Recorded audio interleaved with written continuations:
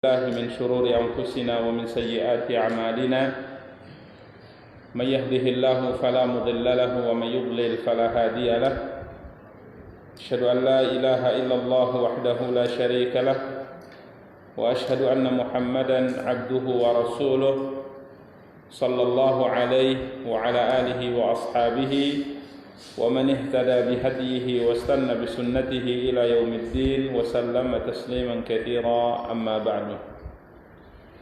Ikhwani wa akhawati kaum muslimin, kaum muslimat rahimani wa rahimakumullahu jami'ah. Alhamdulillah, puji dan syukur senantiasa kita ucapkan untuk Allah Subhanahu wa taala atas nikmat dan karunia yang alhamdulillah senantiasa diberikan oleh Allah Subhanahu wa taala untuk kita semua. Salawat beserta salam semoga senantiasa dilimpahkan oleh Allah untuk junjungan dan panutan kita Nabi Allah yang mulia Muhammad sallallahu alaihi wasallam. Ikhwani wa akhawati kaum muslimin, kaum muslimat rahimani wa rahimakumullahu jami'ah. Pada kesempatan yang berbahagia kali ini, insyaallah taala kita akan kembali mencoba untuk melanjutkan pembahasan dan kajian kita, mencoba untuk membaca kitab Riyadhus Shalihin karya Imam Abu Zakaria Yahya bin Sharaf An-Nawawi rahimahullahu taala dengan panduan syarah dari Syekh Muhammad bin Shalih Al-Utsaimin rahimahullahu taala. Yang pada pertemuan yang lalu kita telah mulai membaca pembahasan hadis ke-44, hadis Anas radhiyallahu anhu, tentang salah satu di antara cerita yang dialami oleh keluarga besar beliau radhiyallahu anhu. Jadi meninggalnya salah satu di antara adik beliau, yakni adik Anas radhiyallahu taala, seibu, adik seibu Anas bin Malik radhiyallahu anhu. Di mana pada pertemuan yang lalu kita sedikit mencoba untuk menjelaskan keluarga yang mulia ini, yakni keluarganya Anas bin Malik radhiyallahu taala dan ibunya yang bernama Ummu Sulaim radhiyallahu anha. Di mana telah kita jelaskan pada pertemuan yang lalu bahwa Ummu Sulaim, ibunya Anas radhiyallahu anha, dinikahi oleh Abu Talhah radhiyallahu anhu. Karena ayahnya Anas setelah sang ibu masuk Islam, maka ayahnya marah kemudian meninggalkan keluarga ini. Dia tinggalkan istrinya dan anaknya. Kemudian setelah selesai masa iddahnya Ummu Sulaim, maka ia dipinang oleh Abu Talhah. Namun kala itu Ummu Sulaim menolak, dengan alasan bahwa dia muslimah, sedangkan Abu Talhah adalah musyrik. Namun Ummu Sulaim mengatakan, jika seandainya kau masuk Islam, maka tidak ada yang aku minta apapun darimu kecuali keislamanmu. Maka Abu Talhah kemudian mengatakan, aku berpikir terlebih dahulu. Kemudian dia berpikir, kemarin telah kita jelaskan bahwa Ummu Sulaim menyampaikan dakwah Islam kepadanya. Bagaimana mungkin seorang manusia kemudian menyembah patung berhala yang dibuat oleh tangannya sendiri, yang terbuat dari kayu. Sampai akhirnya Abu Talhah kemudian meyakini akan kebenaran Islam, maka ia pun kemudian masuk Islam dan menikahlah mereka, yakni Ummu Sulaim dengan Abu Talhah, dan yang menjadi walinya adalah Anas bin Malik radhiyallahu anhu. Dan kemarin kita telah jelaskan bahwa Abu Talhah radhiyallahu anhu ini merupakan salah satu di antara sahabat Ansar yang sangat mulia. Kemarin kita telah jelaskan bahwa di saat Nabi kita yang mulia sallallahu alaihi wasallam tahallul dari ihramnya, di saat beliau melaksanakan ibadah.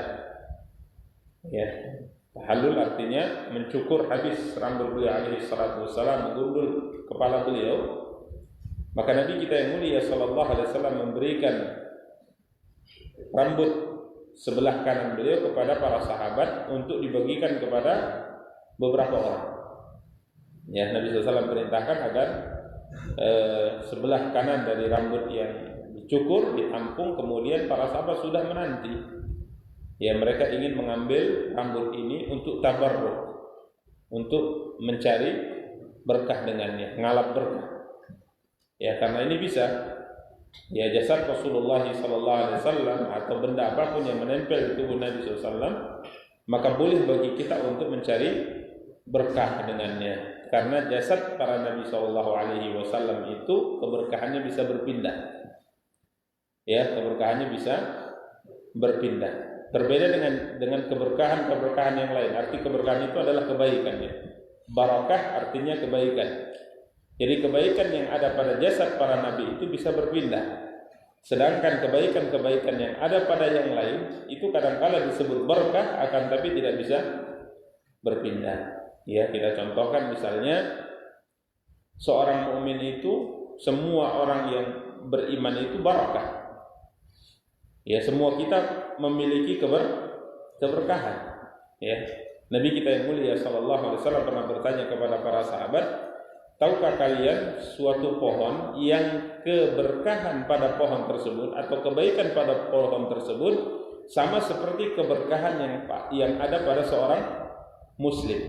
Jadi semua muslim itu memiliki apa? Keberkahan. Karena Nabi SAW mengatakan keberkahan seorang muslim. Semua kita memiliki keberkahan, akan tapi keberkahan yang ada pada kita ini tidak bisa berpindah misalnya. Contoh misalnya seorang yang berilmu, dia memiliki keberkahan, akan tapi keberkahan ilmu yang dia sampaikan. Bukan keberkahan dari air minum, sisa air minum yang ia minum, bukan keberkahan dari baju yang pernah ia pakai, bukan keberkahan dari sandal yang ia pakai. Ya, sehingga tatkala kita memakai sandalnya kita dapat berkah. Enggak, bukan seperti itu. Sehingga tatkala kita meminum sisa airnya kita dapat berkah, tidak seperti itu. Ya, karena keberkahan selain para nabi itu tidak bisa berpindah. Contoh misalnya Makkah Al-Mukarramah, Ka'bah Al-Musyarrafah itu adalah tempat-tempat dan benda-benda yang berkah. Ya, karena Allah Subhanahu wa taala dan Nabi kita yang mulia sallallahu katakan tempat itu berkah. Tapi bukan berarti batu-batu Mekah itu bisa antum ambil kemudian antum ngalap berkah dengannya, enggak bisa. Karena yang dimaksud dengan keberkahan Mekah itu adalah keberkahan tatkala engkau beramal di sana. Kebaikan akan kau dapat dilipat gandakan oleh Allah pahala dari amal perbuatan yang kita lakukan. Ya, ini perlu didudukkan sehingga kita tidak salah mengalap berkah, cari berkah kita tidak salah. Ya. Jadi keberkahan di tubuh para nabi itu bisa berpindah sehingga para sahabat Rasul kita yang mulia sallallahu alaihi wa ala alihi wasallam itu memang menunggu rambut beliau alaihi salatu wassalam. Ya, sehingga rambut-rambut ini diharapkan akan mendatangkan kebaikan untuk mereka, sehingga ada sebagian mereka memang menyimpan rambut-rambut Rasulullah SAW ini dalam sebuah botol. Beberapa helai rambut ini disimpan dalam sebuah botol. Kemudian tatkala ada salah satu di antara keluarganya sakit, maka dikeluarkan ya beberapa helai rambut ini, kemudian direndamkan di air, dibacakan, kemudian diminumkan kepada orang sakit dan rambut tadi kembali disimpan. Bisa tidak ini? Bisa, karena ini sesuatu yang melekat pada jasad para nabi. Tapi antum tidak bisa ambil rambut kiai, nggak berlaku. Ya, antum ambil rambutnya, berebutan sisa minumnya. Ya, jadi seperti ini kaum muslimin yang dimuliakan dan dirahmati oleh Allah Subhanahu wa taala. Dan tatkala misalnya jabat tangan dengan seorang ulama kemudian mencium tangan seorang ulama misalnya, bukan berarti dengan harapan berkahnya itu lengket ke kita, bukan. Tapi karena ini mungkin sebagian berpendapat adab. Ini sebagian menganggap adab, bukan mencari berkah. Ya, ini perlu dijelaskan supaya kita bisa memahami permasalahan dengan baik. Jadi para sahabat sudah menanti. Ya, maka sebelah kanan dari rambut beliau alaihi salatu wasallam yang sudah dicukur, ditampung, kemudian diberikan kepada seorang sahabat yang sudah menanti. Kemudian Nabi sallallahu alaihi wasallam katakan, bagikan kepada yang lainnya. Ya, bagikan kepada yang lainnya. Maka dibagilah kepada semua para sahabat. Adapun sebelah kirinya, dalam hadis riwayat Muslim, dalam sebelah kiri rambut Nabi sallallahu alaihi wasallam setelah dicukur kemudian ditampung, kemudian Nabi SAW mengatakan, mana Abu Talha? Mana Abu Talha? Maka beliau datang, kemudian Nabi berikan semuanya kepada Abu Talha. Berarti bahagian Abu Talha sangat banyak. Ini menunjukkan kemuliaan beliau radhiyallahu anhu. Dan jika seandainya antum pernah membaca sebuah hadis, ya, hadis ini masyhur. Tatkala Allah Subhanahu wa taala berfirman, "Lan tanalul birra hatta tunfiqu mimma tuhibbun." Kalian tidak akan mendapatkan surga, kata Allah Subhanahu wa taala, kebaikan sampai apabila kalian mampu mensedekahkan harta yang paling kalian cintai. Ini ayat turun. Dibacakan oleh Nabi sallallahu alaihi wasallam. Maka sahabat yang mulia ini kemudian berpikir, ya, dia ingin mendapatkan surga Allah Subhanahu wa taala. Maka ia berpikir, apa harta yang paling aku cintai yang bisa aku sedekahkan? Maka ia berpikir, kiranya ada sebuah kebun kurma di dekat Masjid Nabawi yang namanya Birrahah. Nama kebun kurma ini milik Abu Talha. Ya, kebun kurma ini namanya Birrahah. Ya, karena di dalamnya dan di dalam kebun kurma ini ada sebuah sumur yang sumber mata airnya sangat jernih. Ya, dan Nabi SAW sering berkunjung ke kebun ini dan terkenal ini, Birrahah terkenal karena dia adalah kebun kurma yang tentunya dipagar dan di dalamnya ada sumber mata air, sumber air yang sangat jernih. Yang ini tentunya merupakan hal yang istimewa di kalangan orang Arab saat itu. Ya, karena mereka hidup di tengah padang pasir. Maka dia berpikir bahwa kebun ini yang paling dia cintai. Maka kemudian dia datang kepada Rasulullah, "Ya Rasulullah, sesungguhnya Allah berfirman, kalian tidak akan mendapatkan kebaikan atau surga sampai kalian mampu mensedekahkan harta yang paling kalian cintai. Maka harta yang paling aku cintai ya Rasulullah adalah Birrahah. Maka ini kuserahkan kepada engkau, silahkan gunakan untuk apa yang kehendaki ya Rasulullah." Ya, sampai saat ini masih ada tanda di Masjid Nabawi. Sekarang sudah masuk ke bangunan, ya, Masjid Nabawi, akan tapi masih ada tanda dibuat oleh pemerintah Saudi, walaupun ia sudah di dalam bangunan Masjid Nabawi, akan tapi masih diberikan tanda. Artinya kalau karpet Masjid Nabawi dibuka itu ada tanda marmarnya yang mengisyaratkan kepada sumur ini yang pernah disedekahkan oleh siapa? Abu Talha radhiyallahu taala. Ini ikhwani kaum muslimin yang dimuliakan dan dirahmati Allah. Kalau antum buka sejarah perjalanan hidup Nabi kita yang mulia sallallahu alaihi wasallam ini, Abu Talha ini termasuk sahabat yang tidak pernah absen dari semua jihad yang pernah dilakukan oleh siapa? Rasulullah SAW. Dan beliau adalah seorang pemanah yang handal. Ya, beliau adalah seorang pemanah yang handal. Sehingga Nabi kita yang mulia SAW setiap kali Abu Talha memanah, maka Nabi ingin melihat, ya, anak panahnya itu bagaimana ketepatan sasarannya. Maka tatkala di perang Uhud Abu Talha sibuk memanah, Nabi ingin mengintip, Nabi ingin melihat kemana anak panah Abu Talha, karena memang selalu tepat sasaran. Tapi Abu Talha mengatakan, "Ya Rasulullah, jangan engkau angkat kepalamu, ya, karena panah musuh semuanya mengarah ke kita. Biarkanlah leherku atau dadaku sebagai tameng hidup untukmu. Di belakangku engkau ingin melihat. Ya, jangan melihat di posisi yang membahayakan. Tapi kalau tidak melihat, lihatlah dari balik punggungku, lihatlah dari balik leherku, sehingga kalau ada anak panah musuh menyerang kita, maka biarlah aku terkena terlebih dahulu." Ini Abu Talha radhiyallahu anhu. Jadi al-kisah Anas bin Malik radhiyallahu taala mengatakan, "Kana ibnun li Abi Talha." Abu Talha memiliki seorang anak, yashtaki, sakit. Ya, Abu Talha punya seorang anak. Berarti ini saudara seibunya siapa? Anas bin Malik radhiyallahu taala. Anas bercerita, Abu Talha punya seorang anak yang sedang sakit. Dan anak ini, kalau antum juga pernah baca beberapa hadis terkait dengan keluarga besar ini yang pernah ditemui oleh Nabi SAW dalam keadaan menangis. Kemudian Nabi SAW berkata kepadanya, "Ya Aba Umair, ma fa'alan Nughair." Ya, ini anak yang ada ceritanya tatkala anak ini sedang menangis pada suatu hari dilewati oleh Nabi SAW, maka Nabi bertanya kepadanya, ya, karena dia menangis, maka Nabi SAW mengatakan, "Ya Aba Umair, ma fa'alan Nughair." Wahai Abu Umair, mana burung kecil kemarin yang kau bermain-main dengannya? Karena adiknya Anas ini bermain-main dengan seekor burung yang diberikan oleh ayahnya untuknya, dan hari-harinya dihabiskan untuk bermain dengan burung kecil ini. Ya, sehingga tatkala burung ini mati, maka ia pun apa? Menangis. Maka tatkala Nabi melewatinya, Nabi lihat ia menangis, maka Nabi SAW ingin bergurau dengannya. Nabi SAW mengatakan, "Ya Aba Umair, ma fa'ala nughair?" Wahai Abu Umair, mana burung kecil yang kemarin kau bermain-main dengannya? Ya, supaya dia diam. Ya, supaya dia diam. Hadis ini masyhur di kalangan para ulama karena Imam Syafi'i rahimahullah berhasil mengeluarkan hadis ini dalam satu malam sekian banyak faidah. Terkenal hadis ini.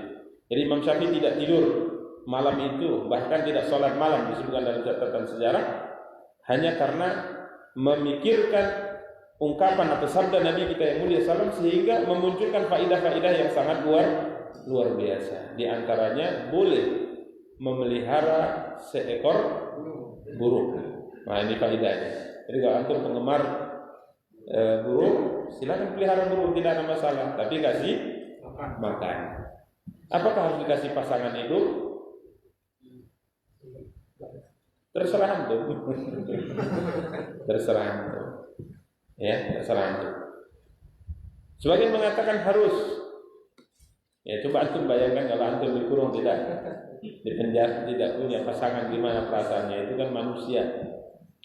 Ya, itu kan manusia. Kecuali kalau antum Nabi Sulaiman, antum tahu dia sedang mengeluh karena tidak ada pasangan, karena antum paham bahasanya, baru kita jawab, silahkan kasih pasangan untuknya. Tapi antum bukan Nabi Sulaiman. Buktinya dia enjoy saja di dalam apa namanya kandangnya. Kau tahu Ustaz, dia berkicau ya. Maka ini menunjukkan dia bahagia. Bahkan itu bahasanya mungkin kesedihan, menangis dia. Ya, berarti itu Nabi Sulaiman. Jadi ini ikhwan kaum muslimin. Jadi tidak mengapa ya memelihara seekor burung, dengan catatan harus diberi makan. Tapi jangan terlalu mahal-mahal. Ya, mahal boleh Ustaz? Boleh, tapi siapkan jawaban di hadapan Allah. Berapa kamu beli burung yang dulu di dunia kamu pelihara?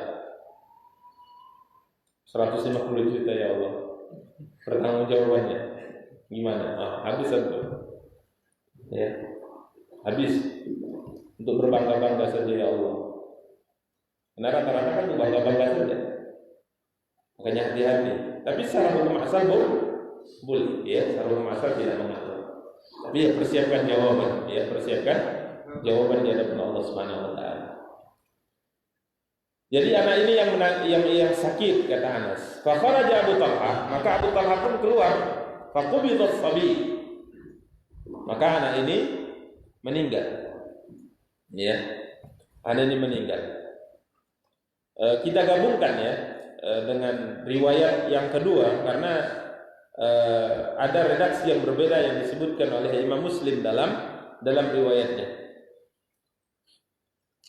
Abu Talha keluar, anak dalam kondisi menangis. Ini kita gabungkan dengan riwayat yang kedua yang disebutkan Imam Muslim supaya sekali baca kita sempurna. Abu Talha karena ada kebutuhan maka beliau harus keluar. Anak dalam kondisi apa? Sakit. Kiranya tatkala Abu Talha dalam kondisi tidak berada di rumah, maka anak ini meninggal. Ya, anak ini meninggal. Faqalat, maka berkatalah sang ibu Ummu Sulaim, la tuhaddithu Abu Talha bi ibnihi hatta akuna ana uhaddithu. Jangan ada seorang pun di antara kalian yang menceritakan kepada Abu Talha kalau dia balik nanti tentang kondisi anaknya sampai aku menceritakan kepadanya. Ini dikatakan oleh siapa? Ummu Sulaim. Karena ia ingin menempuh satu cara dalam menyampaikan kabar duka yang terjadi. Ya, jadi anak ini sudah tidak dalam kondisi bayi ya.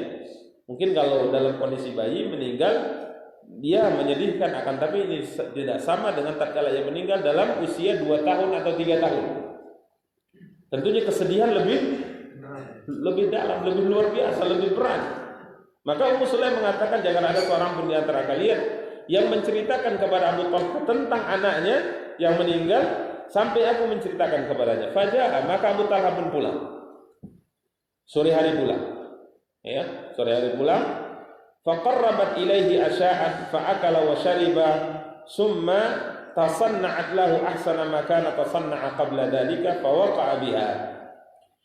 Tatkala ia pulang, dalam riwayat sebelumnya Abu Talha bertanya, ya, riwayat Imam Bukhari dan Muslim, Abu Talha bertanya tatkala pulang, "Ma fa'ala ibni?" Gimana keadaan anak? Qalat Ummu Sulaim, "Huwa askanu makan." Kondisinya sekarang jauh lebih tenang dari sebelumnya. Jauh lebih tenang dari sebelumnya. Berdusta enggak dia? Tidak, lebih tenang maksudnya mati. Ya, karena orang mati itu lebih tenang dari sebelumnya. Dia tidak berdusta. Akan tapi Abu Talha tidak paham maksud lebih tenang. Dia pahami lebih tenang artinya berarti sudah sehatan. Ya, tatkala dia pergi keluar rumah tadi kondisinya demam tinggi, panas.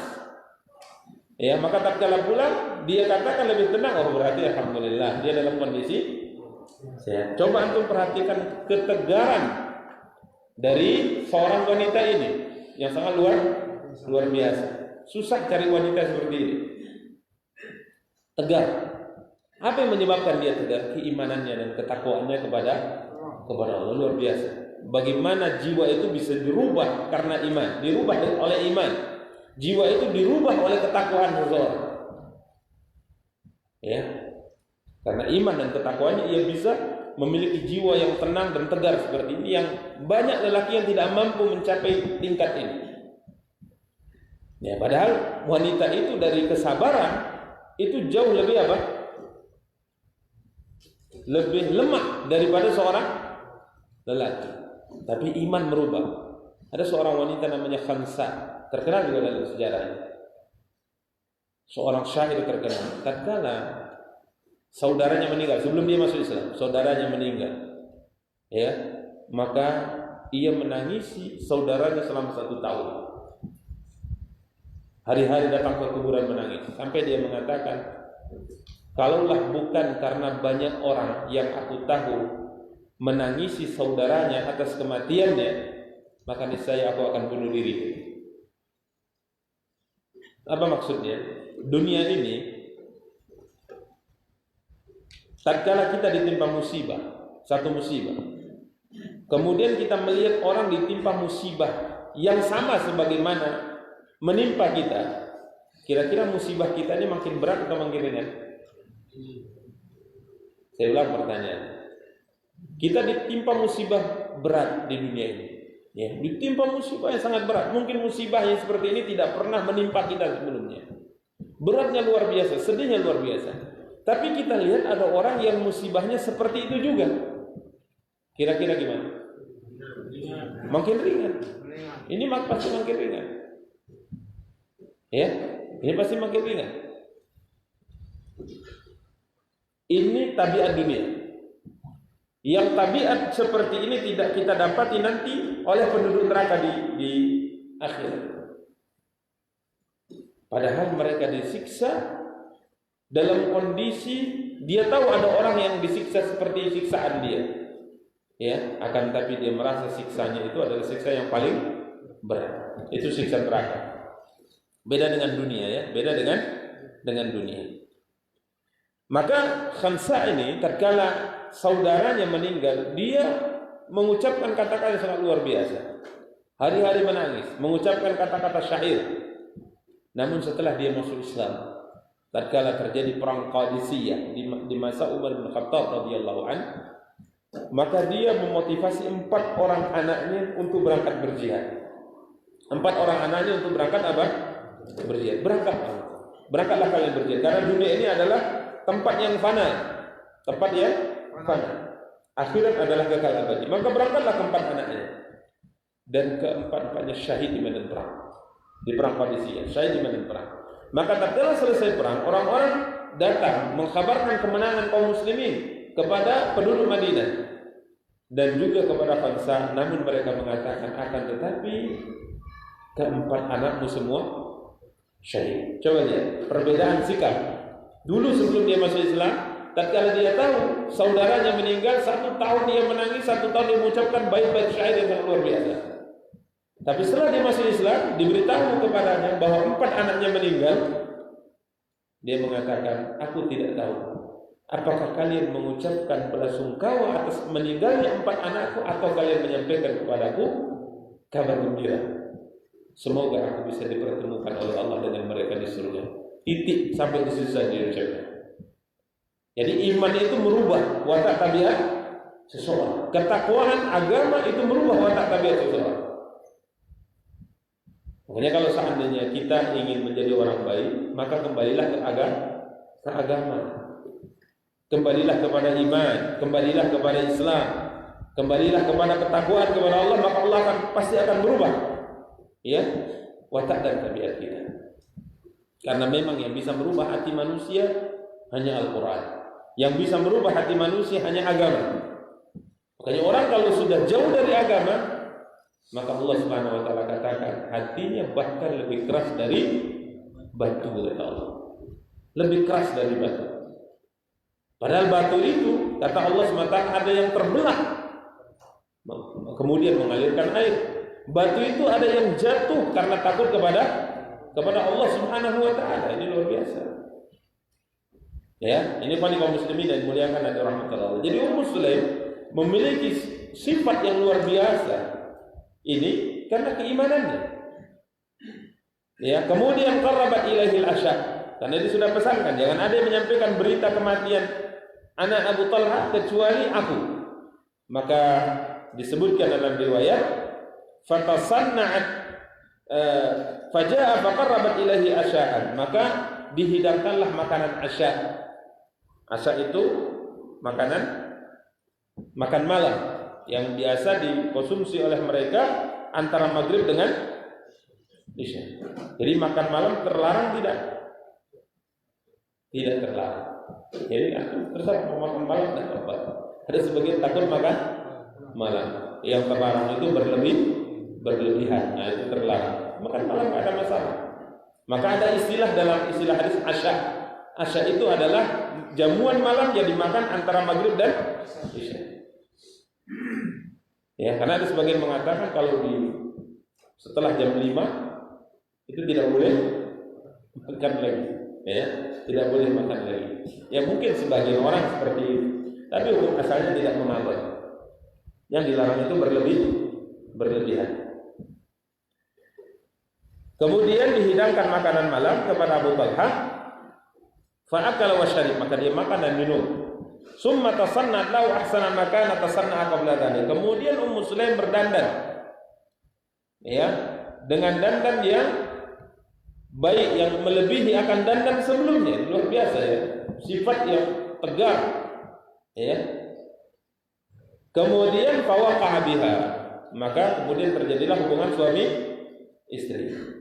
Maka tatkala itu semua sudah selesai, maka Ummu Sulaim berkata kepada Abu Talha, ara'aita law anna qauman a'aru ariyatahum ahla baitin faqalabu ariyatahum alahum ayyamna'uhum.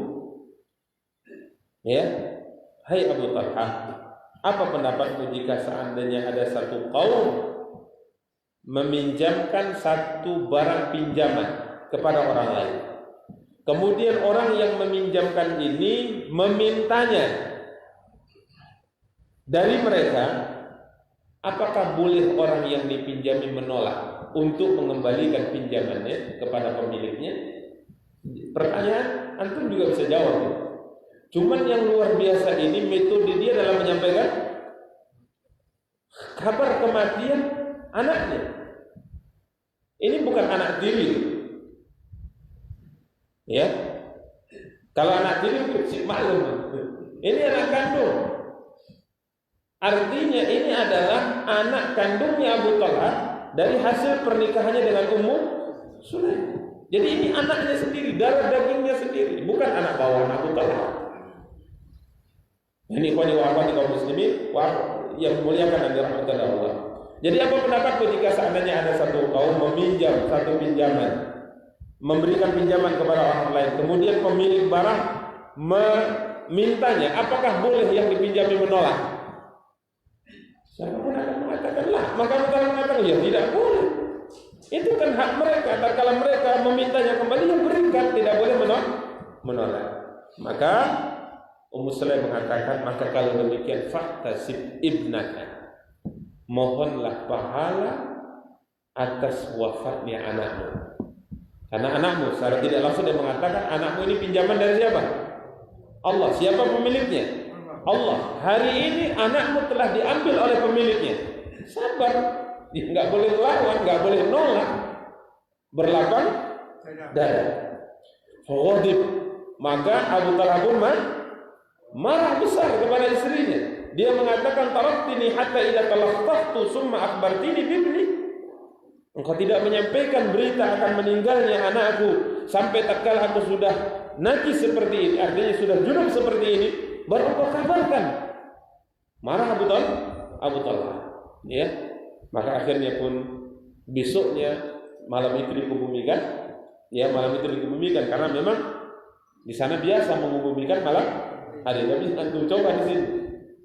Kecuali kalau mungkin sebagian orang menganggap kalau memang mayat ini tidak mungkin ditunggu sampai besok. Padahal hukum asalnya mengebumikan jenazah di malam hari boleh tidak? Boleh, dengan catatan yang menyolatinya memang sudah banyak. Jadi kalau malam hari sudah banyak orang yang bisa menyolati, tidak ada masalah malam hari dikebumikan, sebagaimana terjadi di zaman Rasulullah SAW. Jadi malam itu dikebumikan, paginya karena tidak puas dengan apa yang dilakukan oleh sang istri Ummu Sulaim, dia pun mendatangi siapa? Rasulullah SAW. Fa akhbarahu bima kana. Maka Abu Talha menceritakan cerita bagaimana Ummu Sulaim menyampaikan kematian sang anak. Maka Rasulullah SAW mengatakan, ya barakallahu fi lailatikuma, semoga Allah memberikan keberkahan atas hubungan kalian tadi malam. Malah didoakan oleh siapa? Rasulullah. Berarti Nabi SAW membenarkan sikap siapa? Ummu Sulaim. Ya, ini sikap yang bagus. Ya, semoga Allah Subhanahu wa taala memberkahi hubungan kalian berdua. Dalam riwayat, a'arrastumul lailah, apakah tadi malam kalian berhubungan? Maka Abu Talha mengatakan ya. Maka Nabi SAW katakan, Allahumma barik lahuma, ya Allah berikan keberkahan untuk mereka berdua dalam hubungan tadi malam. Akhir dari hubungan itu Ummu Sulaim pun hamil. Ummu Sulaim pun hamil. Dalam sebagai riwayat diceritakan lebih sempurna. Tatkala hamil, Ummu Sulaim tatkala hamil ikut, karena Abu Talha yang kita sudah sebutkan, dimanapun Nabi keluar, kemanapun Nabi berangkat, Abu Talha pasti apa? Ikut. Begitu juga dengan Ummu Sulaim. Maka berangkatlah dalam kondisi hamil tua, ikut berangkat. Kemudian tatkala akan masuk ke kota Madinah, ini anak yang didoakan oleh Nabi SAW keberkahan dalam hubungan mereka berdua. Tatkala hendak masuk ke kota Madinah, kiranya Ummu Sulaim mengeluarkan tanda-tanda akan melahirkan. Jadi tidak bisa melanjutkan untuk masuk ke Madinah. Jadi harus berhenti dengan dia dan Abu Talha. Ya mungkin harus berhenti, kalau sekarang mungkin harus berhenti ke rumah sakit. Karena tidak bisa melanjutkan. Maka Abu Talha berdoa, ya Allah, sesungguhnya Engkau tahu. Nabi dan rombongan tetap melanjutkan perjalanan untuk masuk ke kota Madinah. Maka Abu Talha berdoa kepada Allah, ya Allah, sesungguhnya Engkau tahu. Aku telah bertekad untuk tidak keluar. Aku telah bertekad tidaklah nabimu keluar dari Madinah, aku akan ikut. Dan tidaklah nabimu masuk Madinah, pulang ke Madinah, aku harus ikut. Ya Allah, sesungguhnya istriku saat ini sedang akan melahirkan. Ya Allah, tolonglah aku untuk bisa masuk ke kota Madinah bersama dengan nabimu. Maka seketika Ummu Sulaim tidak merasakan apa yang dia rasakan sebelumnya. Maka dia mengatakan kepada Abu Talha, kayaknya belum lahir ini, kuat ini. Lanjutkan, kita lanjut, mengikuti rombongan Nabi SAW. Masuk Madinah, langsung lahir. Di doanya diberkahi atau dimustajab oleh Allah Subhanahu Wa Taala. Setelah lahir, maka di sini disebutkan karena memang kebiasaan Nabi SAW sebelum masuk ke Madinah, beliau itu nginap satu malam di luar Madinah terlebih dahulu, baru kemudian masuk. Kemudian setelah lahir, dibawalah anak ini kepada siapa? kepada Rasulullah sallallahu alaihi wasallam. Dibawalah anak ini kepada Rasulullah sallallahu alaihi wasallam, yang dilahirkan anak laki-laki dan dibawa kepada Nabi sallallahu alaihi wasallam. Kemudian Anas yang membawanya. Anas bawa ini adikmu ke Nabi sallallahu alaihi wasallam. Maka digendong oleh Anas, dibawa kepada Nabi sallallahu alaihi wasallam, dan sang ibu juga membawakan beberapa butir kurma. Maka tatkala dibawa kepada Nabi sallallahu alaihi wasallam, Nabi sallallahu alaihi wasallam menggendongnya. Kemudian Nabi sallallahu alaihi wasallam mengatakan, "Ama'ahu syai'un? Apakah ibumu menitipkan sesuatu?" Qala na'am. Ya ada. Ya ini tamarat, beberapa kurma. Fa akhadahan Nabi, maka kurma itu diambil oleh Nabi sallallahu alaihi wasallam. Kemudian dikunyah oleh Nabi SAW, di mulut beliau alaihi salatu wasallam dikunyah sampai halus, sampai lembut. Kemudian diambil dengan tangan beliau dan dimasukkan ke mulut sang bayi. Maka bayi itu pun mengunyah, belum ada giginya, apa namanya? Mengemutnya, dimakannya. Maka dalam sebagian riwayat Nabi mengatakan, coba lihat, begitu sangat sukanya orang Ansar dengan kurma. Orang Ansar itu suka kali makan kurma. Kalau kita suka makan nasi. Tahnik, insyaallah. Summa hannakahu, kemudian dilakukan tahnik, kemudian Nabi memberikan nama kepada anak ini Abdullah. Ya, Nabi memberi namanya Abdullah. Hadis sahih muttafaqun alaih dengan kombinasi riwayat dari khusus diriwayatkan oleh Imam Muslim. Kemudian dalam riwayat Bukhari dilanjutkan, qala Ibnu Uyainah mengatakan, faqala rajul min al-Ansar, berkata salah seorang laki dari Ansar, aku lihat Abdullah ini besar, kemudian menikah, kemudian punya 9 anak laki-laki. Semuanya hafal Quran.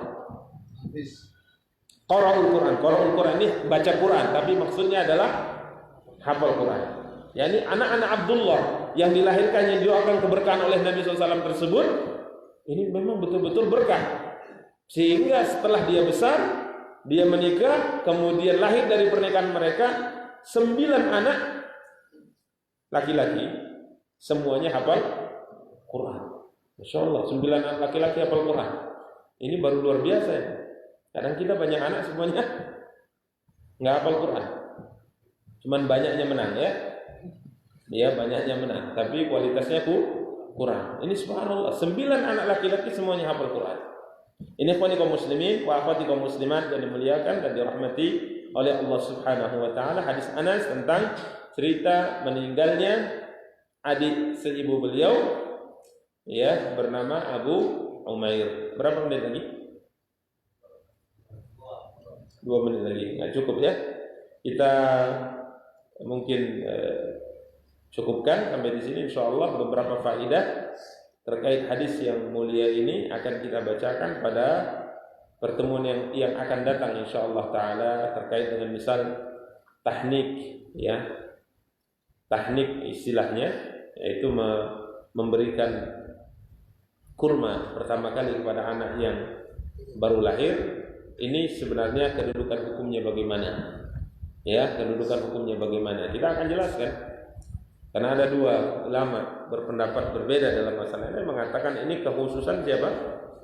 Nabi kita yang mulia sallallahu alaihi wasallam. Karena para sahabat kala itu tatkala membawanya kepada Nabi dan membawakan kurma, tujuannya adalah untuk mencari keberkahan air liurnya Rasulullah SAW. Karena kita tadi sudah sebutkan bahwa semua yang melekat di tubuh Nabi itu berkah. Maka tujuan mereka adalah supaya kurma tadi bercampur dengan liurnya Rasulullah SAW, ludahnya Rasulullah SAW, sehingga mendatangkan keberkahan.